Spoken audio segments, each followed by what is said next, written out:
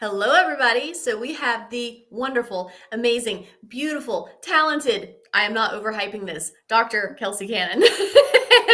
and what we're going to be talking about today is very eclectic. And it's so interesting to me that on one hand, I have an idea of what we're talking about, but I also really do not know what we're going to be talking about. It's going to be very free flow. So before we start introductions, I'm going to go ahead and just say the very strange coming together of all of the pieces of why we're having this discussion today. Because normally we do the lives on Mondays. This is a Friday. So for those who are watching the recording, it's Friday, March 14th, 2025.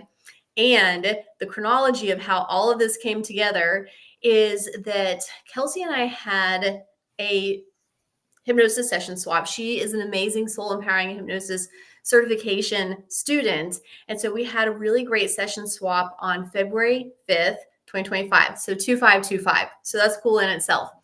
Then she very astutely said during that session that she would like to receive validation, a sign from the universe, letting her know that the information that she was getting in her session was definitely accurate, something that she could trust. And she got the sign of an owl. So the spirit animal owl came in for her. Now, we did a session swap. So then I was the client and I thought, hey, great idea, Kels. Like, I'm going to ask for a validating sign too. And so what I got was the spirit animal elephant. Now, within a handful of hours, she starts getting posts from Instagram about owls. And then I think it was either that same day or probably the next day, what I saw was a news article that a baby elephant had been born in Portland. Now, I'll have Kelsea talk about the owls in just a moment. The main thing that I have to say about the baby elephant is that also Kelsea and I think it was either that same session or the session immediately prior, probably immediately prior, we both had an understanding that sort of the key word for the year of 2025 is balance, right? So balancing all of those great things that we want to experience and accomplish and do and be and feel. And so balance would be the word.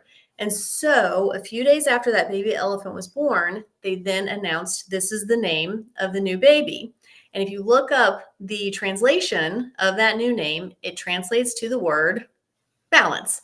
So I was like, all right, double whammy. It's not just a baby elephant. It also has the word that we are meant to focus on. So that for me was extremely validating. Now, the reason that I start with this and how we tie it all into astrology is that there is an astrologer who I really like to follow on Instagram. His name is Evan Nathaniel Grimm. And he seems very methodical, mathematical, like very almost left-brained, actually, about the way he approaches astrology, which I think is very balanced. So I enjoy it. So he was talking about this upcoming eclipse. So March 13th and 14th, the eclipse. And he said, hey, what you guys are going to be concluding on this March 13th to 14th eclipse is something that started on or about September 2nd, 2024. Awesome. Thanks, Evan. Appreciate the breadcrumb trail. So then the way that I like to figure out what was I doing on any given day, usually I will go back into my photos first, sometimes my texts, maybe my calendar, but my photos, that's usually a big tell about like what was I doing on that day. So I go back in. This is just a handful of days after this elephant owl session. And I go back in to my photos from that day, and there are maybe like 10 or so. One of them is a screenshot that includes some information, including the word elephant in it. I'm like, oh, hey, Ellie. And then a few hours later, there is a picture of an evening hike that I went on. And at the very end of that evening hike, guess who flew right in front of my path? And I got to take a picture of while he was sitting in a tree, an owl. And so then I thought, we have the elephant and the owl. Let's get Kelsea in on this. Like, let's make sure that this live, the week of March 14th, that we have Kelsea. And this is why I'm like, I know what we're talking about, but I also don't know what we're talking about, because we get to free flow and go, what the heck was going on in early September? What do we think is wrapping? And then just to make it even more interesting, and Kelsea, this would be a good segue into me asking you to introduce yourself. Kelsea is a brilliant practitioner with regard to a lot of things, and I'll have her speak more specifically about it. But I would say women's health in a very spiritually oriented, but also physically oriented with regard to, I'm a layman, the reproductive parts. So, Kelsey, since you know so much more about how to introduce yourself and all of the magic that you do, and I just want to say this one last thing before she lets us know about all of her wisdom, and I'll keep the chat open so you guys can ask any questions that you may have. Kelsey embodies health. Like, I know her. Like, she's actually sitting just like a few 100 feet away from me in a house that, like, if I had a better throwing arm, I could probably throw a baseball to her. And so knowing her, and we'll get into this more throughout the conversation, knowing her has dramatically improved my life emotionally, physically, spiritually. And I tell her, like, her fingerprints are all over the really good improvements that I've experienced in the handful of months that I've known her, especially since we've started spending more time with each other. She is very, very positively influential. And so if you decide to work with her, just know that, like, the baseline of just knowing her is a major improvement in your well-being. So working with her, I'm sure, would just exponentially improve all of the things. Okay, Kels, no pressure. Just go ahead and introduce yourself. You're pretty magical. Oh, that's very lovely. Thank you. And for those of you listening, I'm going to go ahead. I'm going to accept and receive that compliment before I like rebound it back. But I'm going to rebound it back because Courtney and I have known each other for a little over a year now. And I feel like just the level of sisterhood has, I mean, that in and of itself is amazing. I think when, and I do work with specifically women, Erin, I'm going to say that I love my male counterparts as well. So you're not left out of this. I want you to know that. And for all of you other male counterparts listening, but all that just to say, my background is kind of an interesting one. And the short version of it is that I come from the world of physical therapy. And I landed in pelvic floor physical therapy, which for those of you who aren't familiar, that is the realm of rehab that deals with urinary incontinence, or really any bladder issues at all, bladder urgency incontinence, bowel incontinence, sexual dysfunction. And with all of that, so the whole area of the bowl of the pelvis it's like all things that make us human, right? Like Courtney said, like the reproductive parts. I mean, for women, this is a big part of our hormonal production and where our cycles originate from. And so all that just to say is working as a clinician for a long time in, generally speaking, conventional healthcare, I always felt like I didn't fit in. I always felt like something was missing.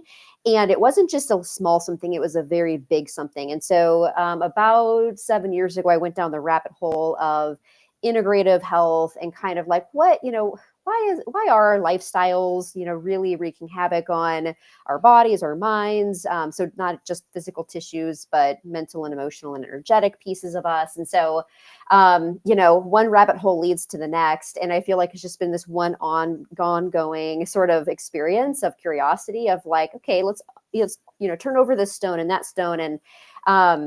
And really what I found was, all of the years that I was working in this area of the bowl of the pelvis, where, we think of as physical tissues of like bowel, bladder, and pelvic floor muscles, it's also where the seat of our groundedness lives and our abilities to like feel worthy and where our like sense of truth is and even where our willpower lies. And there needs to be some semblance of balance there in order for us to like live our lives and thrive as humans. And so this is what made me realize that, in medicine and especially in women's health, the pendulum has really kind of been swinging far and fast of like, there's a lot of different camps of you should do this and you should do that. And it's all about nutrition and you should exercise more. And it's no wonder people are very confused and really feeling already depleted in terms of how they care for themselves. And so really bringing that pendulum back to center and talking about, yes, we have physical tissues that do, react to our lifestyles for better or worse. but we also have these like energetic pieces and like the spiritual sides, I think, that have been kind of stuffed away in the little black box. And I have a story about that correlates with Aaron. Stuffed away in this little black box that I feel like we need to get that out, because, at all the women I see, they are spiritual beings, and that side of them has not really been tended to. And that is such a big piece of that healing component, especially when it comes to women thriving through the seasons of life and all the transitions, and, just bearing these really big plates that feel all too heavy to carry in, an isolated manner. So, so I joined SEH, and I kind of kept it under the, I kept it quiet, because I was like, this is something I'm doing because I want to see where it goes. And one of the reasons, like one of the like main impetuses for me to join Aaron, he was in a session, and so intuitive. We were in a breakout room together, and he kept getting this like black box. And he said, all I can tell you is your guys are emphatically saying yes, yes, yes. And up until leading into that moment, and this was at the end of last year, I was like, am I going to do this? Am I going to do this? I think I'm going to do this. And that was the validation, and everything about the black box. I was like, this is the work I do, is I'm designed to be getting all of the pieces, the vulnerabilities of what make us human, what makes us women, out of the black box and into the foresight. So that's I guess that's the long version of the short story. It's the perfect version. And then Aaron, you were there. You remember? And it's funny because I had you guys go into breakout rooms, so I don't really know what you're talking about. And I remember that moment of thinking like he really hit the nail of something really interesting, but I wasn't sure what it is. So I love now being on the inside and knowing what it was. But Aaron, what was the experience like for you? It was sometimes you just get things, you have no idea what it means, but you get it. And if you're getting it and you get nothing else, well, I mean, if you're getting it, you should throw it out. I just kept getting black box, black box, black box over and over again. And I was asking, well, what else? And I was still getting black box, black box. And I said, I'm getting black box. And it resonated with her right away when I said that. And it was just amazing to see how it resonated. And then it's funny for me because that's something that's constantly come up. And when she said what she did and the field that she was working in, I just looked at it and said, okay, this is coming back around to me again. And this is so ironic, being a man, not just a man, but an older man, being encountered with things that most men my age will not talk about. And I find it curious that most men won't, but I understand that most men won't because they're not comfortable or exposed. Sure. But it's amazing to see what you're doing and how all of these things are falling into place. I can't wait to see where it all goes.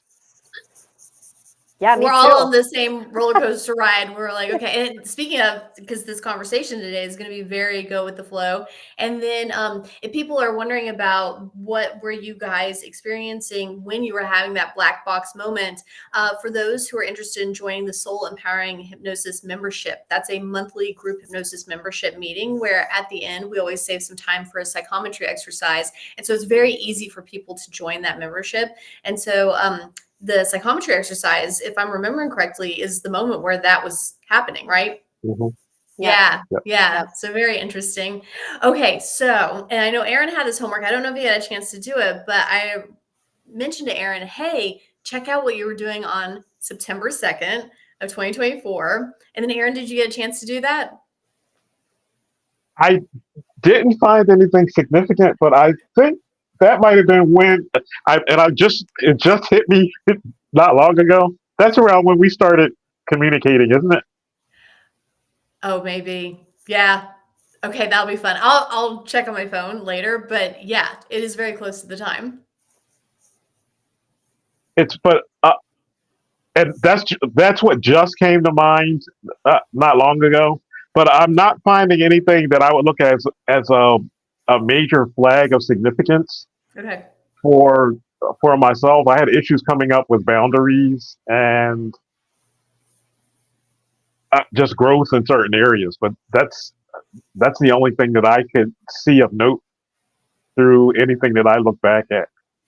And of course, keeping anything private that is meant to stay private, but then talking about anything that you're comfortable talking about. Have you noticed that within those boundaries issues or those other issues that you were noticing around that time, what I'm hearing is that, not hearing from them, but hearing from like the astrologer, what I'm hearing is that this time is supposed to be a conclusion of that. And so for me, I have a pretty good lock on what that means. I also want to take a moment to read, for those who are watching, the spiritual meaning of the owl and the spiritual meaning of the elephant, and then see if that resonates with people as well. Because I feel like those two want to come to the forefront and say like, hey, make sure you pay it forward and talk about the wisdom. So Aaron, have you noticed anything that seems like it's coming to a conclusion? I would assume in a good way, but maybe, some things are also like the door slams shut and you're like, whoa, okay, that was abrupt, but I assume in a good way. Nothing I can think of for a conclusion. Okay. And then Kelsey, what about you? Have you noticed any sort of in the beginning, that time period, and then this being the conclusion of it? It's interesting. Since you created this live, I've kind of been reflecting, and I went through my picture and I was like, nothing taken on the second. And there were a few like miscellaneous in the time frame. And so I kind of was like, okay, well, what were the themes, in my life at that point, and what are the themes now? And it's interesting. I do feel like cycles are such a big part of my work, not just the estrogen, progesterone, and cortisol and melatonin and all those cool little cycles, but like also just the cycles of life. And the theme that I'm getting is that my like last fall through the first quarter of this year has been very like robust in a very good way. And Courtney kind of knows this, where it's kind of been like brimming up out at the like parameters of what I can really energetically kind of take on. And it's been really fun, but I'm also like, okay, well, mama needs a break. And so I feel like there's been this natural kind of turn, and it hasn't been super comfortable. Like it's been kind of like squeezing through like a birth canal kind of sense. And anyhow, all of that like kind of like magical abundance that felt really good, but I was like, okay, this is a lot. I feel like it's kind of shifting into a new season. And I do think that for me, it's always this reminder of like non-attachment, or like kind of working through detaching from the need to be busy, the need to always be doing the work, especially because I love my work so much. I have to work even more diligently to detach from it. And so I feel like that's been a recent theme, is kind of like letting go and like slowing down and like self-nourishment. I think that's kind of the biggest theme recently. So that's kind of my read so far. More balance, right? More balance. That's right. Yeah. And I don't know if you've had a chance to, Kelsey, I don't know if you've had a chance to watch the SEH membership group hypnosis recording yet from just a few days ago.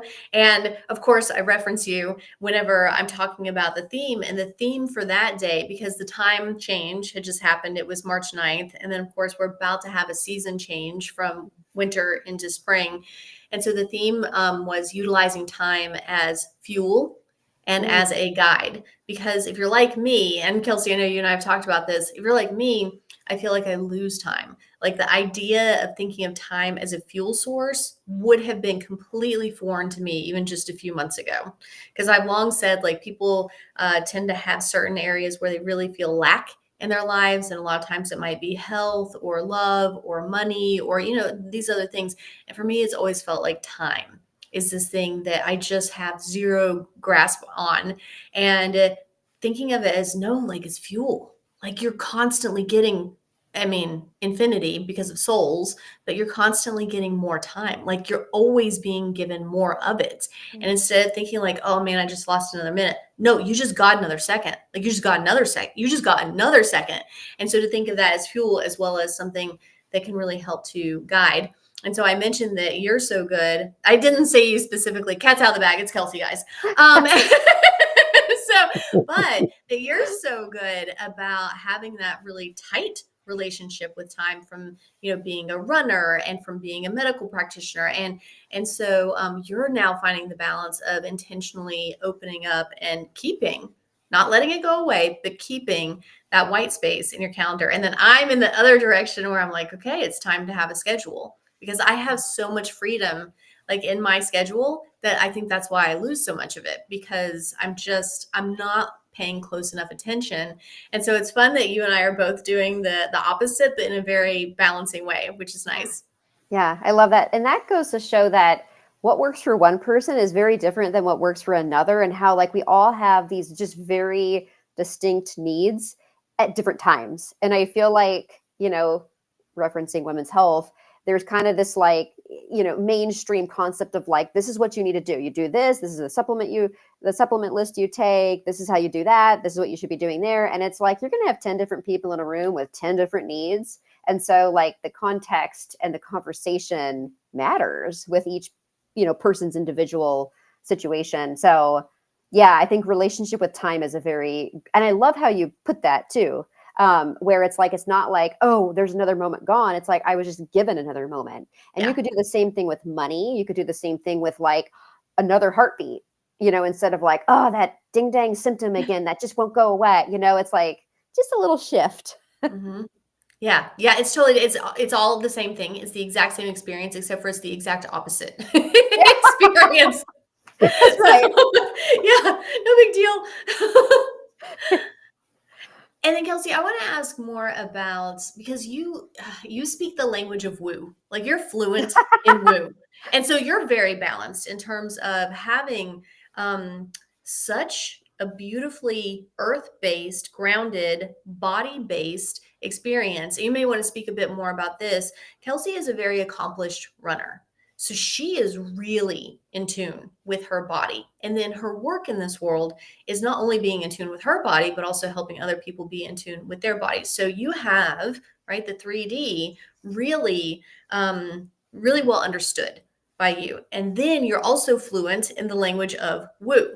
And so I would love to hear more about how you balance, integrate, weave together those things. And I want to tie it back to what we were talking about a moment ago, which is everybody's very individual in their needs. And so I would love to have you talk about, whenever people are working with experts, including you, women and their intuition, and how all of that flows together with taking good care of their bodies.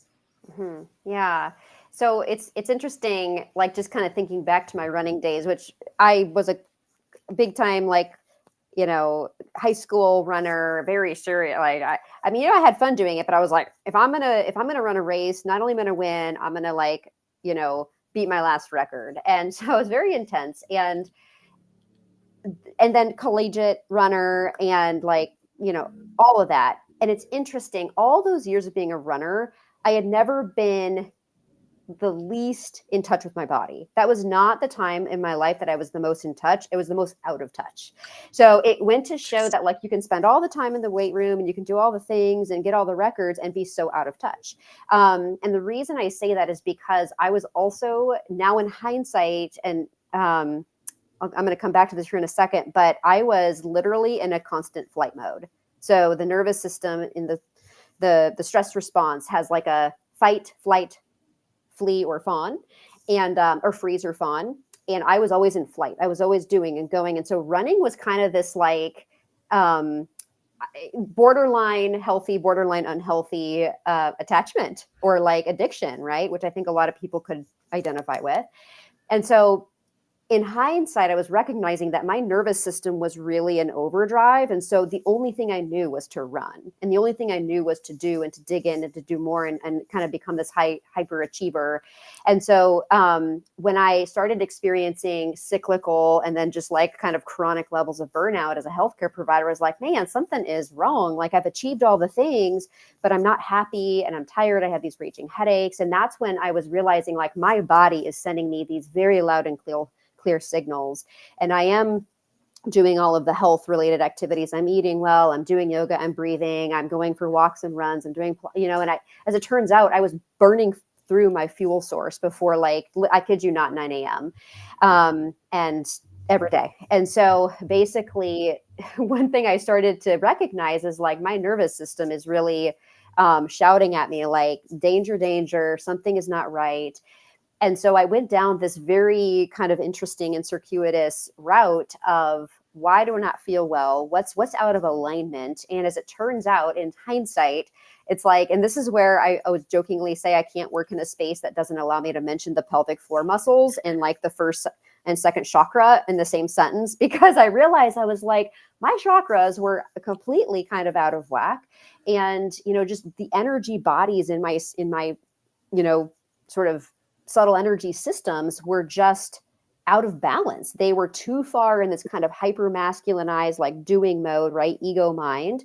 And that was just how I was trained. There's no shame in it, but I had to learn the hard way of coming out of that. And it was interesting. It's like all of the women I was working with in the clinic at the time. And then eventually when I transitioned into my coaching practice, I was like, oh yeah, they're all mirrors of what I was going through. They are raising their kids, working these long hours, trying to hit the gym, like barely eating. And I was like, oh, it's no wonder their bodies aren't healing as fast as they want. And so this is where I realized that, we do have to talk about the physical tissues, but really at the root of it, it's the nervous system, and the nervous system follows the chakras and those kind of main energy kind of bundles. And we can actually influence those, and we can, and I believe, my spiritual belief is one that, again, it doesn't fit into any certain camp. It's just kind of like allness. And it's like, I have this whole team of guides who's so loving and they're so wonderful. And I have this soul and this spirit who's like, been vying for my attention, that now I finally, through Soul Empowering Hypnosis, is like, oh, there you are. That's the missing piece. And I feel like if other women can experience that, of like, the missing piece is not figuring out what's wrong with that symptoms. The missing piece is really connecting into the sort of inner bodies and the subtle energies and like your intuition, because that's what's going to help, reduce any overthinking and reduce the overwhelm. It's like, it makes life so much more clear, where you can go to bed at the end of the day saying, I am enough.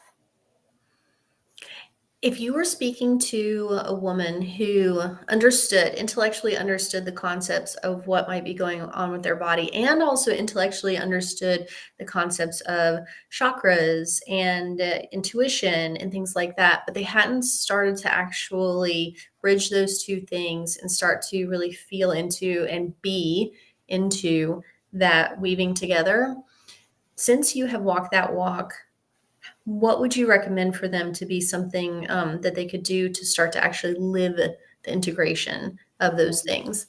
Yeah, that's a great question. I think back to what Erin said earlier about like, you sometimes get things, you get downloads, right? For intuitive people get downloads all the time. And, Erin got this black box and he's like, this doesn't make any sense to me, but I'm going to say it, even though I'm not really sure. I feel like that's like an exercise of trust.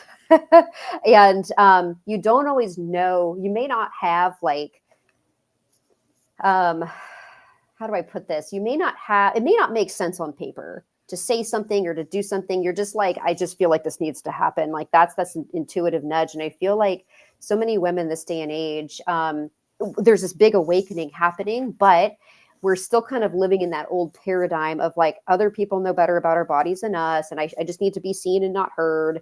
I just, I want to say the thing, but like, I don't want to irritate somebody. And so I feel like these like small micro moments of when you feel something, and even if it feels scary and you need to say something to somebody, practice saying it. Mm-hmm. If you feel like you just need to have a conversation and like get this like load off your chest, it's probably time to have the conversation, because it's like exercising that like trust muscle, that like what you're feeling and what you need is valid. Mm-hmm. And it's going to make the world a better place. And I always think of like raising the frequency of the planet, changing from like the fear to the faith type of deal. But one big thing for me, and I know you know this, Courtney, and I don't know if Erin knows this as much, but I spend a lot of time outdoors. And Mother Nature is truly the biggest healer. I mean, holy cow. And so just the time I spend walking my dog Brewster, or just like dinking around out by the trees. I mean, trees have wisdom. I mean, the universe has constant wisdom if you're looking for it and receptive to it. And like, it's free. You can go out to a tree in the backyard and just touch it and like absorb its glory, and you will feel something. If you stay there long enough, you'll feel something. Yeah. Thank you for mentioning the nature walks, because so Kelsey and I bonded over hypnosis in the beginning through Zoom, these beautiful screens that we have available to us. And then eventually, even though we're only hundreds of feet apart from each other, eventually we're like, we both like hiking. We should go on a hike together. And so I took her on one of the hikes that I like a lot. And then she gifted me, I would say that when I look back on the rest of my life, this is going to be one of the more transformative gifts that I've been given. And it was simply a walk in my neighborhood that I did not know existed. And because I've always been such a good girl, there's this walk where I always made it to this yellow gate that you can't drive through, but you can walk on either side of it and continue up what I call the hill. And so I know she calls it, Kelsey, what do you call it? Well, we call it the King County Road. Yeah. Nothing fancy. I just always call it the hill. Like I'm up on the hill. And so talk about self-limiting actions, beliefs, whatever you want to call it. She let me go past the gate. She was like, "Oh yeah, you just keep going." So we walk to the top of this hill, and then the paved area becomes a beautiful wooded area. And we're in Washington State. And so when I say beautifully wooded, I mean everything that you would want to see: the ferns, the mosses, the evergreens. And then there's even a really beautiful running stream or creek that goes through part of it. And so she showed me on this walk, she was like, "This is my tree. I like to vibe with this tree. I sit with that." I think she even takes her shoes off and puts her feet in the dirt. Like she is vibing for real with this whole space and this tree. And so she showed me this, and it's the perfect amount of exercise. Like, it's very uphill. It's maybe 800 feet elevation gain and like 2 miles. It is up. So you're getting really good cardio. Your muscles get toned very quickly. You start to feel more energized. You feel very, your endurance, all of it like really starts to pick up very quickly if you're walking this hill on a consistent basis. And so within a day or two, I decided I'm going to walk the hill. And so I walked all the way up it again. And then I was like, I'm going to stop by Kelsey's tree, because she said, "This is the tree. This is where it's at." And so I sat on it for all of 10 seconds. And I was like, this is not my tree. Like, it's a great tree. It is, but it's not my tree, which is good, because the next time we're up there together, we don't have to compete for trees. so like I'm sitting there for about 10 seconds and I'm like, okay, this is not my tree. And so I just kept going up the path that she had shown me, just maybe 2 or 3 more minutes of walking. And then there is this bridge across a river that I don't know how to describe all this, but basically a tree has fallen and people have created a bridge across it, and it's right next to this running river. And I have learned that one of my best, most reliable mood enhancers is running water. Like, that really immediately makes me feel so much better. And so I'm sitting there and I'm like, okay, I know this is a path and this is the only way that people can get through if they want to, but I'm just going to sit here and see how it goes. And I sat down and I was like, this is it. Like, this is my spot. And so now I have this perfect exercise program. I don't have to get in the car. I just leave my house with my keys, lock the door, and then I'm walking for about an hour and 10 minutes from my door back to my door. I have the perfect meditation spot. I get to commune with nature, and it just feels like the most delicious. You know how, like, you're supposed to have broccoli because it's good for you, and you want the dessert because it tastes good? It feels like the combination of all of those things. And so I was up there today, and Kelsey mentioned communing with nature, and that being such a wonderful way to not only heal, but also get in touch with your intuition, help your body, and so on and so forth. And so I feel like this year and this month in particular, I'm really starting to get more connected to, no pun intended, but my roots. And right. So my roots. And so I'm like, okay, universe, because I've spent a little time away from my spirit friends and the universe, which I'm sure sounds like that can't be possible for me and the work that I'm in. No, you can do it. Like, you can have your own like crisis while still helping other people connect. It's possible. And so I'm like, no, this is it. I go back home now. Like, this is when I start to return back home. And so I'm sitting there and I'm like, all right, universe, let's do this. I trust you. I'm surrendering. I'm really listening. And so I don't know why, because it was not that windy today, but the moss was falling from the trees, almost like big snowflakes, like at least a dozen of them. And at first I thought maybe there's a bird up there or a squirrel doing something cute, but it was so far spread. I was like, this cannot be one animal that's doing this. And so I'm watching this, and it's just so beautiful and extra magical. And of course, the water is going, and I have my head turned really hard to the right, and I'm watching another big piece of moss slowly fall down. And I'm thinking the thought, okay, universe, like I'm back. Like I'm back. I'm sorry I was away. I'm back, and I'm listening. And for the first time ever, nobody has ever walked or ridden a bike while I've been out there. And I've been doing this since early November. So we're several months into this. Nobody has ever crossed my path. And so I'm, head pegged this way. Okay, universe, I'm listening. And I hear somebody go, hey. I was like, that felt real. It was real. So I turn, and it's these two really beautiful women riding their bikes. And I didn't get it. I didn't get to catch the first person's face, but the second person, as she was walking by, like had such an earth angel energy. Like her hair is like silver in the way where you can't tell if it used to be brown or blonde, and these beautiful blue eyes. And I was like, whoa, like I could just like talk to this lady, like such good earth angel energy. And so they went by. And so it was just a fun, like, the universe being funny, where I'm like, I'm listening. And they're like, hey, I'm like, okay, yeah. All right. I'm happy to be back too. Thank you. So just talking about that and following intuition. And I want to make sure that I bang the drum that Kelsey was mentioning, where there are these experts that are out there. And then we also need to make sure that we recognize that we, like, ultimately we are the expert.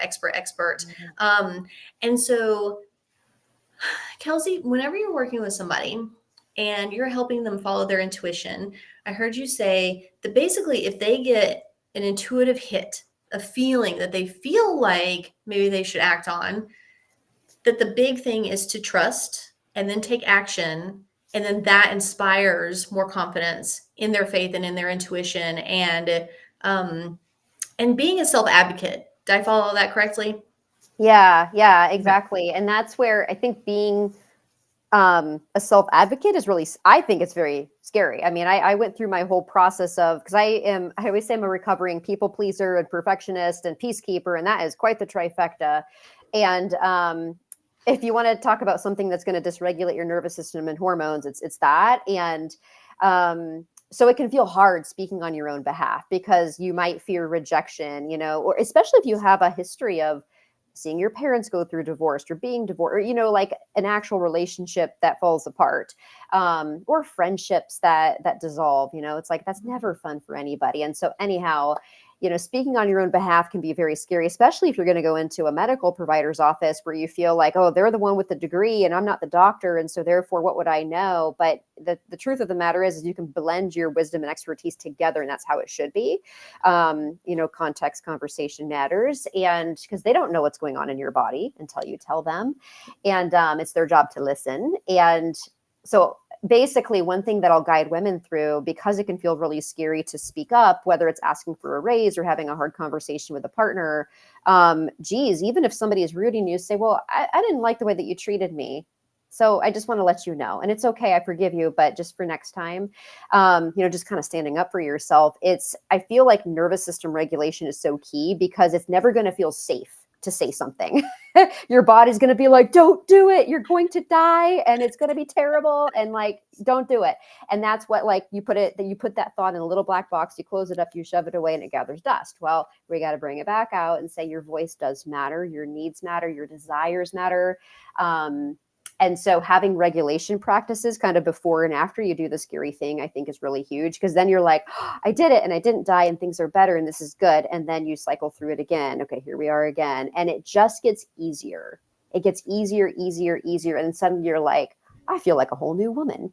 And you're even looking forward to the hard conversations, because you're like, this is an upgrade, and nobody died. And actually things got better for everybody involved, because you start to learn tact. You start to learn how to present things in a way where it's helping everybody involved. Because of course, people who love you want you to be honest with them and to speak, like they're rooting for you too. So they want to know what's going to help you. And then you mentioned, Kelsey, about having practices that help with regulating the system. Do you have some that you could share that the people who are listening, whether live or the recording later, that they can go, oh, you got some exercises? Yeah, and again, there's like a whole plethora we could pull from, and it's all totally independent. But basically, when I kind of help women work through nervous system regulation, there's a few different concepts where sometimes we actually need to like down regulate and ground, which we can use even just a simple walk in your neighborhood. It doesn't have to be in some like glorious, mountain filled place. It can be anywhere. I'm from Iowa, and like there aren't mountains or oceans for miles, but you still have nature anywhere you go. So that's really nice for that kind of grounding and calming. I have a weighted sand bag that you can buy for like $10 on Amazon and fill it with sand. And I like to drape that across my lap if I'm just needing like an extra little, like kind of like just a tactile cue to say, calm, calm, calm, calm, calm. Or like a weighted blanket. So, and I teach somatic sort of pelvic exercises as well, because that, and then, again, with our feet and our pelvic floor, those are pieces of our body that sometimes you can't intellectually ground. You have to actually like physically feel the grounding in your body. The other kind of lineage is discharge. And this is really key for people who really struggle with kind of that like high octane and anxiety, or for people who identify with like the ADHD brain. Sometimes you actually have to discharge that energy without depleting your energy resources. And so like big bounds outside, like, I don't know if anybody can picture like bounding, or like, like literally sprinting for 10 seconds and then, because you can feel your heart rate increase, and you can literally feel your system just kind of like release this big amount of energy that you've probably been like carrying. So it's a way to kind of release that. And then usually then it's like nicely coupled with the grounding. And so that's a way to just kind of feel your body shift through these various states. And the other thing too is there's this kind of myth where it's like, okay, if I'm writing at like a 10, I need to drop it down to a 2. Well, that might not happen. It might go from a 10 to a 9. And it might go from like a 9 to a 6. And so it's like anything that you deem as subtle or even like as an improvement is great. It doesn't have to be huge. Okay, that's perfect. And I'm chuckling on the inside because I'm obviously the ADHD brain. I'm like, okay, so I get to sprint for 10 seconds. And then it's making me laugh in my head because I guarantee that if anybody saw me do this, and they're like, what are you doing? I'm like, sprinting. I'm like, that looked like a slow jog. I'm sure. Sprint is a loose term. Yeah, I'll be sprinting in private. That's definitely like look left, look right, look left, look right. Okay, go. That's why I add the bounding, because like I'm like, yeah, I don't want to be pulling my hamstrings this day and age. So we'll just bound and release energy in a new way. But also, what's interesting? Feet on land, and like I'm talking bare feet. And Courtney mentioned this. We'll all go out in the wintertime and it's like, ooh, this is chilly. The other day I put my feet in this really cold spring. I'll show it to you, Courtney. It's so easy to access, and like you feel so alive when you like have your feet just bathed from a running creek or Mother Earth. And like, again, all of the nerves that basically start in your low back and pelvis end in your feet. So there's this kind of bi-directional communication pattern from feet to pelvis, pelvis to brain, and back again. And so you can really start to calibrate that system. And it's super fun and interesting to see how it changes. Is the creek in the bike area that you like? Yes, like I'll that? show it to you. Okay, I found it. Because guys, like I cannot overstate how much I trust Kelsey. So and she's so trustworthy, and then I'm good about following my intuition where she's gonna get me part of the way of where I need to be. And then I know that I'm supposed to do something a little bit different because she's doing what's perfect for her, but we're not the same person. So she's getting me there. And then I've got to like branch off and do like the Courtney version of the thing. And so what's very funny is that we like the opposite sides of the same park really, really well. I always go this way. She always goes that way. And because I trust her, I was like, okay, there's something I don't know about this side. And so I'm just going to like linger and explore and go. And I've done that side probably 5-10 times. And so you would think that I know it well. I'm like, there's something that I don't know well. And so I started to pay closer attention. I was like, I hear water. I didn't know there was water over here. And so then I started to go down just a little offshoot. And I was like, I got it. This Good. is one of the reasons. And then you just, I think, I could be wrong, but I think that Instagram story of Brewster Yes. with a Yes. stick, I think That it's was there. it. Yeah. You're Okay. right. Yeah. Okay, Yeah. good. See, Yeah. Courtney's fingerprints are everywhere too. I was like, I feel like Courtney needs to know about this spot, and come put her feet in the water with me. Yeah. Yeah. So, You told me about it, but you told me about it like a month ago and you didn't yeah. know. And yeah, but me putting my feet in there, that is because I trust you so much. I'll actually do it. But anybody else, I would just be like, sure, maybe no. But I'll do it. I'll do it. Oh, shoot. And Erin, if you ever come out to this neck of the woods, quite literally, we'll show you all these spots. I And look Erin, forward to it. right? And then Erin, I want to know, like, you've been so sweet and so You have polite, been. just letting the girls like gab, gab, gab. Erin, you are known for your amazing questions and insights. So I would love to hear, what are you wondering about? What are you thinking It's, about? What would you like to share? well, I have a significant question for just women in general, or in regards to women in general, because more people are going to start to have intuition open up and get the better grasp and understanding of what's going on in their bodies. And like you mentioned, women have to be able to advocate for themselves, especially when they know. What are steps that a woman can take when she gets a new doctor to vet that doctor to make sure that doctor is going to be a doctor that's going to listen to them when they come and say, I have this going on? Because I still hear stories about women going to a doctor and saying that they're having some kind of issue, and the doctors tell them, no, you're not. You're crazy. And that's it. So, how can a woman vet a doctor to know that that doctor's going to listen? Ooh, that's a great question. Really good question.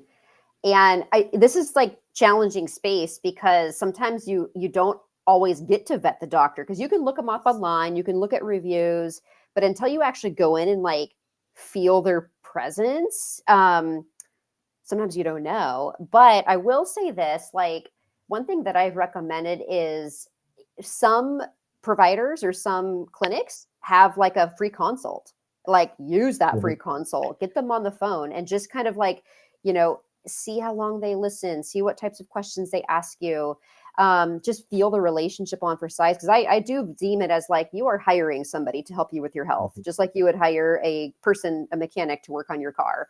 And so, you can call the front desk, even if it's a big hospital system, and just like vet them, like ask them a few questions. What's this person like? And, I've had this experience. Do you really think in your best, you can whisper it, but do you really think that this is going to be good? And so I really think just kind of whether it's taking the free consult up, sometimes they're 15 minutes, sometimes they go up to 45 minutes, and calling front desk. And then of course it's listening to the intuition, right? Like if you're looking at websites or you're like looking this person up online, because so many people actually vet people online and you're just like, there's something missing there. Listen to it, because I think that that's a big kind of thing. And if you don't feel like you were listened to or validated, a lot of times they say it's like you can use that experience as a data point, and it's like, good, thanks for showing me what I don't want. And I'm going to keep looking for what I do want. That'd be my answer. I don't know, Courtney, do you have any suggestions?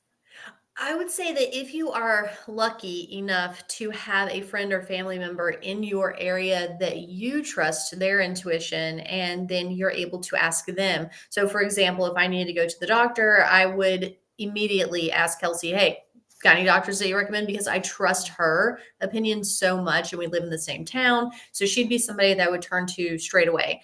My brother is an ER doctor. We're in different states, but if Kelsey was like, I'm healthy all the time, I have no idea, I don't ever go to any doctors, then I would probably follow the intuition of somebody else, and then also follow my own, because those of us who are more practiced in following our intuition, I would go to Kelsey first, but then if she didn't have a recommendation, I would then go online and then just sort of feel the energy of the listings and then just sort of dig into and feel from there. And then Kelsey's recommendation, because I didn't even know that that was possible. I didn't know that there was maybe a free consultation, and I wouldn't have even thought call the front desk, feel the energy of the vibe of the person who's picking up the phone. And then if they have good energy, ask questions. If they had bad energy, I probably wouldn't even. Yeah. You're like, I'm Because good. you know how like attracts like sometimes, and so Yeah. I would probably just go, if you don't have the vibe, like probably that's the ethos of the office. Yeah, and then you can, and probably every doctor that I know would go, Courtney, no, terrible advice, because everybody wants free advice from doctors. But if you have a friend who is a doctor and you really trust their energy, they know more than their specialty. So, for example, I have a surgeon friend in Hawaii, and I just love and trust this person so much. And even though I'm not necessarily about to get cut into, right? Like that's his specialty. And he's also a transplant surgeon, and hopefully I'll never need advice about that. I will still talk to him about medical and health advice because he is so trustworthy and so well informed, even though you wouldn't technically go to his office to see him about the things that I have questions about. So there's also that advice. And I'm sure that you two have had experiences like this. And hopefully the people listening have had experiences like this. If you need a doctor and like you don't know anybody to get a recommendation, and maybe you're not as confident about your intuition when it comes to scanning the websites, I would pray. I would pray and just ask the universe and say, like, hey, I need some help here. I'm really not sure where to turn. Like, so you guys are it. And then just see like what comes to you over the next, few hours or days.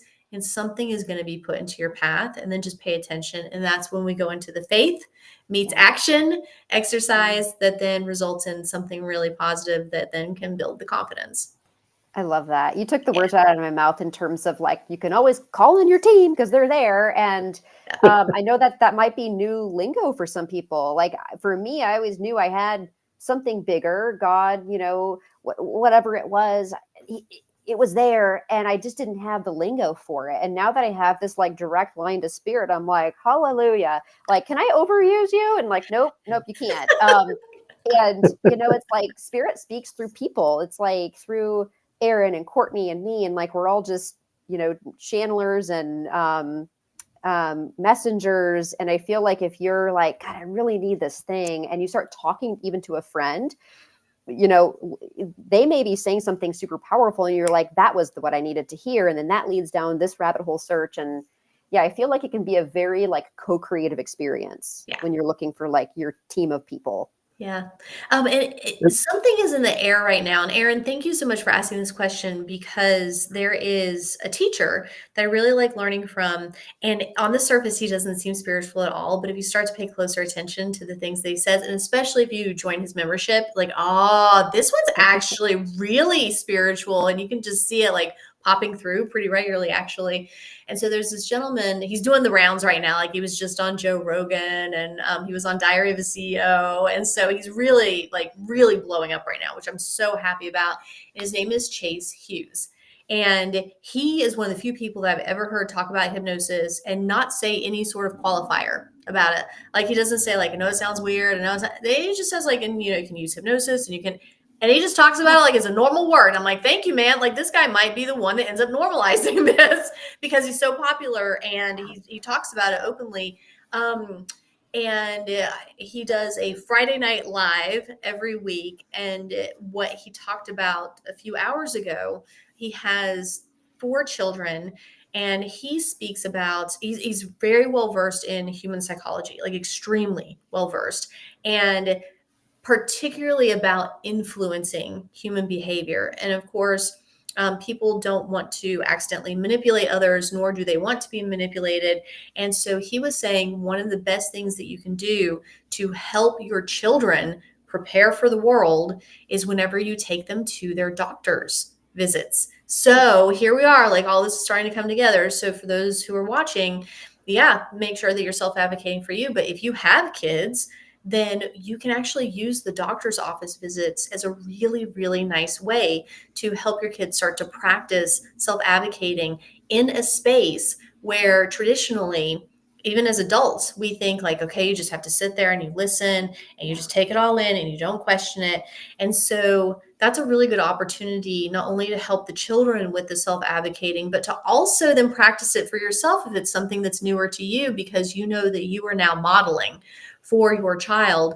This is how you engage with this person who, yes, is very well trained and is an expert, and we do value their opinion, but it's also that it's a, like Kelsea was using the word co-create earlier, you're co-creating that office visit. It's not just somebody saying something at you. And so yeah, it's really interesting that we're talking about all of this, because the doctor's office is the place when we're little kids, that and of course the classroom, where we start to learn like, be seen, not heard, just take it in, don't challenge anything, follow advice, try to get your straight A's, like that whole thing. And so health is one of the most precious things that we have. And so, yeah, utilizing that space is a way to tactfully self-advocate. And then also, I'm sure that the practitioner probably really likes having intelligent, thoughtful, heartfelt conversations about health. Like they got into the health field because they care. So they don't want to just talk at people. So you're actually helping them have a nicer 15 minutes as well. Yeah. And the thing is, they want you to ask, or a good doctor wants you to ask the questions because that means you're engaged with what's going on. Mhm. Yeah. And there's too many, the older generations, I'll talk about the ones older than my kind of old, they always just accepted whatever the doctor said and never questioned it. And Yeah. it's funny because I think back, my oldest daughter is in her 30s. And the doctor, the pediatrician that she had was actually my pediatrician as well. Oh, So he was wow. pretty old. But he was but with my oldest daughter always talked, always asked questions. I can't remember when she didn't talk. And I remember being in the doctor's office with her when she was little, and she asked him a question, and he answered the question, and then she asked another question. He answered the question, and then I was like, okay, that's enough. And he's like, no, let her ask whatever question that she has to ask Oh, because this is building something for her in the future to be able to advocate for herself.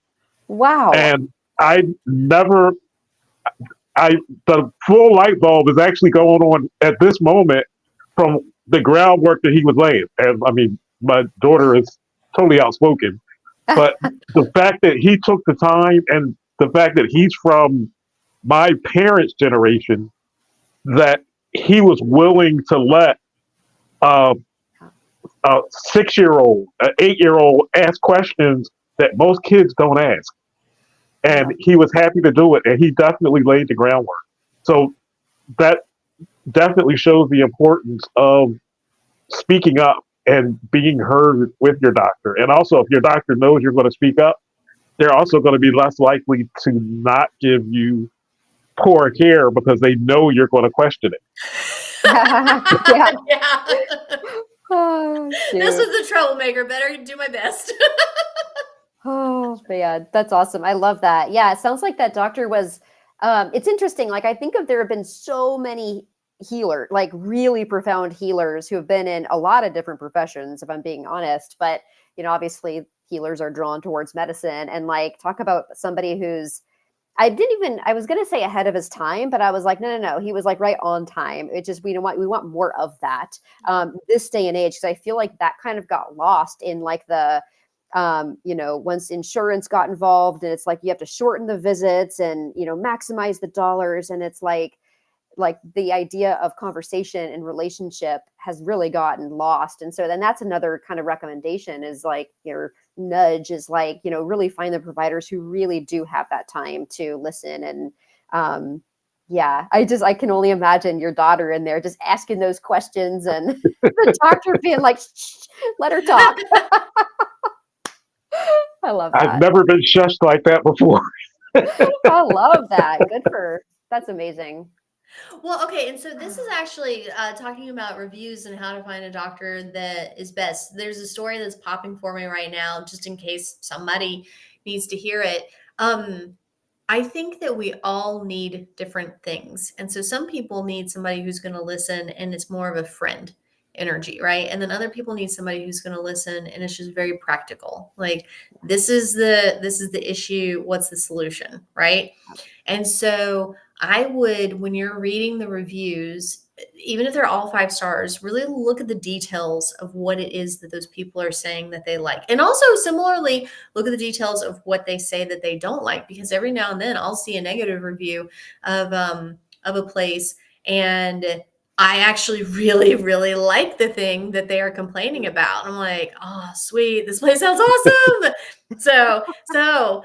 Because I remember one time I never go to the doctor. Like, I'm just super, super healthy all the time. On occasion, I'll have something flare up, and then if I have a flare up, then I'm going to have a bunch of questions because I have years of wonderings that I'm about to pack into this one visit, right? And so I had a doctor that I hadn't seen in years, and I brought a list of questions. I said, okay, I got a few questions. And he was like, well, I just need to remind you we have only 15 minutes. And I want to be like, ugh, rude, and then stop wasting my time by telling me that I only have 15 minutes. And so then and I'm a lot different now than I was then. That kind of shut me up. Now I would just be like, great, man, let's power through these. Let's go. And then I was just like, hurt feelings, shut up. And he saw that I had a binder with me because I was about to go on a trip to the American Southwest. This was before smartphones, so I actually printed out all the information, created a binder. And so he saw that cover, and he goes, oh, like, I used to, go to school in Shiprock or something like that. I can't remember what it was called, but he recognized the map and then started talking to me about the area. And I was sitting there thinking, like, did he just shut me up when I wanted to ask questions about my actual health? And then now he suddenly has all of the time in the world to talk to me about the American Southwest. It was very annoying. And I remember going back, and I don't think I wrote a negative review, but I thought about it. And so I went into like the reviews, and I started noticing that so many of the people said, he really cares about me. He remembers the names of my children. And it was all like very personal stuff that I'm like, I don't give a shit about the personal stuff. I am there for a doctor's visit. Like, I can have friends. I can have a therapist. I can have, you know what I mean? Like, I am here just to talk body. Like, I just want to talk body. And so that was a big, and I think I did not write the negative review because I felt like, oh, like, that's his jam. Like, he does the whole personal version of things, and that is actually helping other people, and they really like it. It's just such a poor fit for me. So that's another thing that people can be on the lookout for. And again, trust yourself and trust your intuition. I don't like a person who just wants to like talk personal. Like, I'm not there for personal. So yeah, those reviews can be very, very, very helpful if you like really look at the words of like what people are talking about within those reviews. Yeah. And sometimes you do have to kiss a few frogs along the way, and that's okay if they don't turn into the prince. Yeah, exactly. Okay, so we're at the top of the hour, and then Kelsey, is there anything else you want to say or any questions you have? Same thing, Aaron. Can I jump in first with another question that's related to both of your areas of specialty, just as far as a whole? There's so many women that have specific health issues that are related to gynecological concerns, PCOS, fibroids, cervical cancers, with women suffering from a lot of things of this type and also frequently not getting the care that they need. Is there more non-traditional treatments that can be used that you wouldn't get in a doctor's office? And also, can SEH be used as a healing modality for those issues when they arise? Kelsey, you want to go first? And then if there's anything left over, I'll be like, okay, here's the other information. Yes. Okay. Yes. Short answer, yes. So there are so many women-specific conditions that are actually on the rise, like PCOS, which is polycystic ovarian syndrome, endometriosis, a lot of like autoimmunity, cancers, heart concerns. And so these are really, really big issues. And interestingly, and it's not a condemnation on traditional or conventional healthcare, it's just most people are not trained in women's health. And I know it's kind of like condemn it. I'm going to stand up and condemn it because it's wrong. Okay. But go ahead. Okay. Thanks for taking a stand. I mean, it's true. It's like we are at this point where it's like at this stage, if it's not being taught, yeah, like it needs to be for sure. And so it's harder for women to go in and get the care they need because doctors are like, I don't know. And most of them don't feel comfortable saying that. They may say, well, you just need to go on this, that, and the other medication. And like, that's it. But really, and there's nothing wrong with medications and surgeries. There's a time and place. But so many women that I know that I see is like, they actually want strategies. They want things that they can do to feel better, to feel empowered, to feel, confident in their pathway forward. And so there are women specific nutrition pieces that they can learn. There's hormone replacement therapy is actually amazing. It got a bad rap for a long time, but guess what? For about 25 years, it's been a really, really good thing that's now finally coming to light. And, there's nervous system regulation, there's yes, certain medical grade supplementations. And so, or supplements, that's the word I want. So there's this kind of like nice yin and yang that we get to use, but then I'm going to like put right down the smack dab in the center is like that spiritual kind of energetic piece, which kind of, to me, it like threads the needle through both of them, because like things like SEH, these women have to feel, or should be, they have it inside of them to feel confident and to use that intuitive kind of like body wisdom. It's already there. It's hardwired. It's just not tapped into.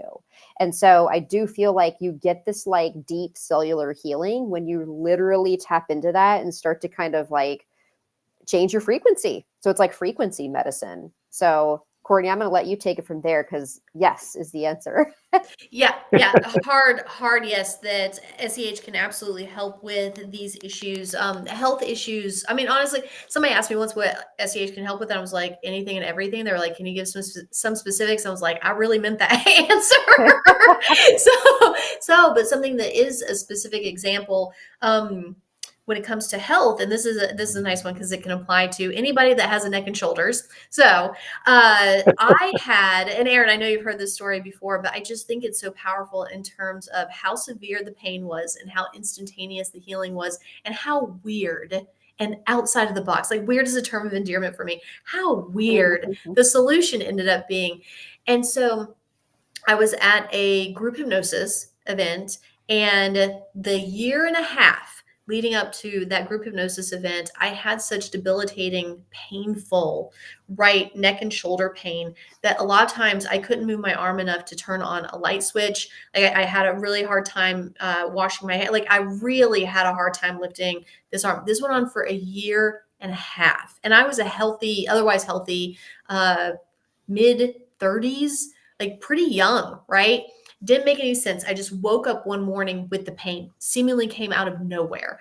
And I did so many past life regressions to try to figure out, like, did I get shot? Did I get stabbed? Did I get kicked at? Like, what happened? Nothing was working. Nothing. Then in this group session, it was led by Dr. Brian Weiss. He took us through what he calls a dialogue with the symptom. And it's something that I paid forward and I teach in the Soul Empowering Hypnosis certification training. And then Kelsey, I think you actually pretty recently did a dialogue with the symptom. It's my favorite part. I love that. It's so good. It's so good. And so he has us do a dialogue with the symptom. And in short, what he's doing is having you actually find out, like, what's the root, what's the origin of the symptom. And it could be current life, it could be past life, it could be something different. And then in my case, it was something different. And what I saw, he starts with saying, like, go ahead and make the symptom worse. And I think that's a great exercise. Like, most people go like, why would you do that? It's a great exercise in showing you how much your mental control is over this, right? Like if you can make it worse, you can probably make it better, right? And so he's like, go ahead and make it worse. And when I made it worse, I actually felt my body stiffen and harden into something that felt and looked exactly like a gargoyle, like, on a old timey cathedral, and like this very tight gargoyle. And my upper lip even started to like curl up a little bit. And I was like, guys, we're in public, stop. And so that settled down, like, thanks. And it was really, really, for lack of a better term, really gnarly. Like it was very like, what was that, right? Of all things. And so then he says, now go ahead and make this symptom better. It's like, okay. And so I just felt like my body start to relax again. And then he goes, okay, now go ahead and ask the symptom, where does it come from? What's its root? What's its cause? What's its origin? And what they showed me was that I had stuck angel wing energy in my upper back. And I didn't even know until only like maybe 4 weeks earlier. And I'd already been a professional hypnotherapist for about 4 years at that time. Only just a few weeks prior to that, I had a client for the very first time say that her soul originated from the angel realm. And she's actually a surgeon as well. So it's interesting tying all this with medical practitioners. So my very first angel client that I know of, I'm sure that there were others and they just either didn't know it or didn't say anything. And so I was unaware of it. My very first angel client was somebody really grounded in reality, in logic, very sane person. And we found out that she was an angel soul. And I was like, oh, angels can cry. I didn't even know. And so that was perfectly preparing me to find out. And I remember saying to her, she was like, I'm an angel. I was like, somebody's got to be. Like, I was super casual about it. Somebody's got to be. And so then I find this out. And I'm like, what the heck? And they were like, you gave good advice a few weeks ago. You said to her, somebody's got to be. I was like, oh, that was good advice. And so then he said, okay, Dr. Brian Weiss, he said, okay, let's find out, like, what do you need for this symptom to feel better? And so I was shown that this stuck angel wing energy needed to unfurl and the wings needed to be released, as in not captive any longer. So they stayed with me, but they just weren't like bound in and captive any longer. And so then they said, okay, now stretch them all the way out and beat them and really feel the power of them. I was like, okay. And so I let them unfurl, stretched them all the way out, felt the strength of them, flapped them, felt the strength of them. I was like, whoa, this is amazing. Instantaneously, that severe shoulder pain was gone and has not come back. And this was in 2018. So this is a full 7 years ago. And so for me, I just know that like there is so much within our bodies. There's so much wisdom, even the wisdom of like the out there that you don't even know yet, but your body knows it and you need to play catch up. And so hypnosis is such a nice way to bridge all of those things so that everything becomes in alignment and then you can function in a really, really healthy way. And so if I ever did start to feel any tension, like even the slightest bit of tension creep up, they were like, don't forget. I was like, thanks. And it was almost like my body's fun way to be like, hey girl, don't forget what you got back there. I'm like, thanks. And so, yeah. So SEH can really help with all of the things. And that's a good example of including instantaneous healings that were really, really, that was an upgrade. And I love being able to use my arm and shoulder again. That was awesome. I love that. Yeah. It goes to show that. And that, again, I respect my field of physical therapy. It's great, but it is one piece of it. And like, I think about all the people who had the chronic shoulder pain, the chronic neck pain, the chronic pelvic pain, all the chronic pain. It's a lot. And I think they've been pouring time, money, and energy into chiropractic care and massage and PT. And again, that's all kind of doing the same thing. And it's like, oh, if they just would have had this opportunity to like dive into this, well, what might be the root cause, right? And yeah, that's a really good example of, I think, oh, all of those patients with frozen shoulder. I would love some spirit guidance on that. I mean, because I bet you there's something there. Well, yeah. And Kelsey, someday we'll have to compare notes because especially as you start to become even more aware of all of the things that are out there and possible and that manifest within the body, I guarantee, because you're such a sharp tack, you're going to start to notice patterns very quickly. And so we'll have to compare notes at some point, but I'll just go ahead because other people might be wondering too. I started to notice a pattern because I have clients fill out a client intake form. And so the form will really tell me a lot, especially as you start to learn the patterns, you start to like read between the lines within the information that the client puts in the form. And I noticed that pretty much 100% accuracy that if there were 3 things present on that form, this was an incarnated angel, and none of them knew it. Like nobody was going like, hey, here you work with angels. Like, let's see what, like none of them knew. Like, they're all very humble, very normal, very sane, rational, high functioning people. And I would notice that if they had an AN within their name, right? So that was a tell, and it could be their middle name. So sometimes I wouldn't know. And every now and then, if they had 2 of the 3 and they didn't have that one, I would even sometimes be like, what is your middle name? And then it would be in there. I'm like, got it. Okay. And so they would have an AN or an EL within their name. And it's angel. You've got the part in there within your name. They also would have an angel number either within their phone number or their home address. So that would become present or become known to me. And then the other thing is that they would have some sort of upper back pain, like pretty much every time. And if those three things were present, I was like, oh, okay, this is gonna be really good. And of course, I can't tell them because I have to ask the right questions for the information. Like, and also I try to be a good hypnotherapist, and leading questions are such a huge no. And I also don't want to ask leading questions because then I'm left wondering. Like, Yeah. did I plant that seed? And A, don't do that. B, it also takes the magic out of it. So when I say that I'm asking the right questions, I mean like very open-ended. Like I know what I'm hoping to find out, but I'm asking it in a way where I still leave the possibility of like, no, that's not it, and it's actually going in another direction. But yeah, it's really amazing to like watch them find out in real time what they are, and it's just like, oh my god. And if you tell them in advance, then it also robs them of the joy of finding out. But Kelsey, I would love to find out like what patterns you start to notice Yeah, within. for sure. Yeah. Yeah, it will be interesting because do see a lot of similar conditions come through the door, similar like archetypes of women that, I'm curious too. Yeah. And then I guarantee I'm going to start to learn things from you because I already have learned a lot from you, but I guarantee that you're going to start to notice patterns that have not been either noticed by me or presented to me yet. And that you'll be the one that like shares and pays it forward. Okay. That was fun. Erin. So great. I got to ask you if you have any other questions. No, I think that's it for now. Okay. We stuck the landing. We're good. Yeah. Okay, wonderful. And then, Erin, of course, I'll ask you to share with people how they can work with you. Kelsey, ladies first, go ahead and let the good people know how they can work with you because you really are so gifted in so many ways.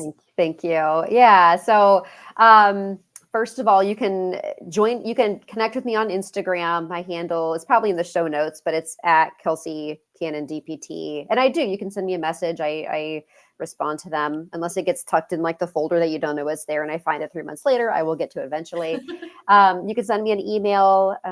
Pretty sure the email is going to be in the show notes as well. Or you can go to my website, KelseyCannon.com, and just kind of peruse and see if it's kind of the landscape that you're looking for.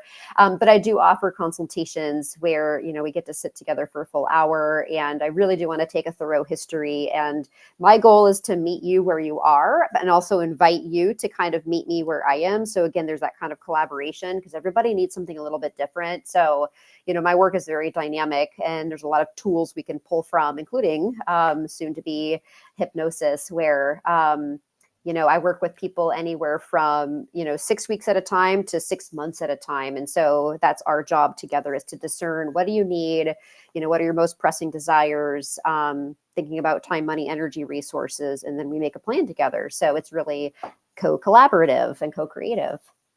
And guys, I've done a number of session swaps with Kelsey already, and she's good. Like she's really, really gifted at hypnotherapy. So you might be thinking, oh, she's newer to this.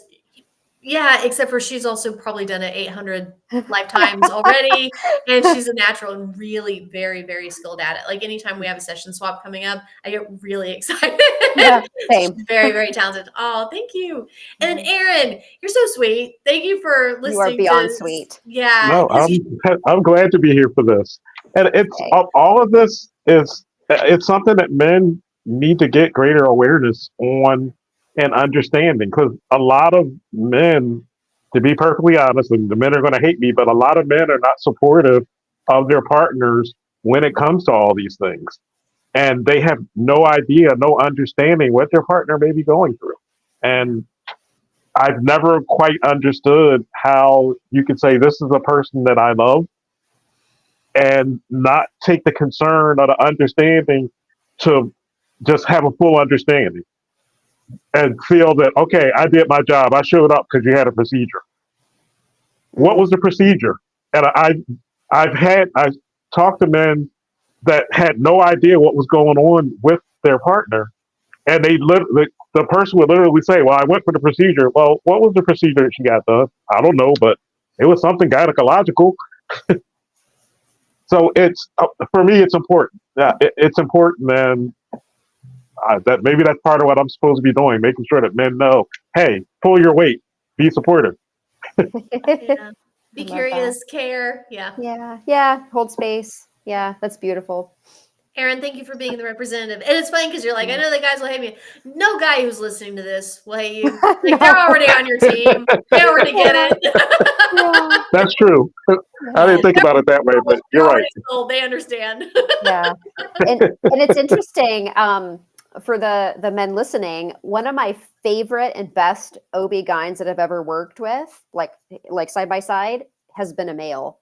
And like he was just a rock star. And it like goes to show you can be any gender and be, thoughtful and caring and compassionate for the other human in front of you. So but yeah, I do think that this day and age moving forward, it's like just the art of space holding and camaraderie and just like, how you doing? Right? Like just the simple question, looking people in the eye and be like, how are you? Whether it's your wife or husband of 50 years or a new friend. Very good advice. An excellent place to wrap. And then I'll just very quickly remind everybody you can go to CourtneyStarkey.com if you want to book a one-on-one session, if you want to join the group hypnosis membership, or if you would like to get SEH certified. So CourtneyStarkey.com, very easy. And then Kelsey, I'm going to have you say your email address as well. Yeah. I don't think I've yet put them in the show notes. I will make that edit, but I don't think it's in there. And then I just want to make sure that that's documented. Okay. Yeah. So it's Kelsea, Kelsea at Pliability Health Coaching. It's Say it all. Do you want me to spell that, or No.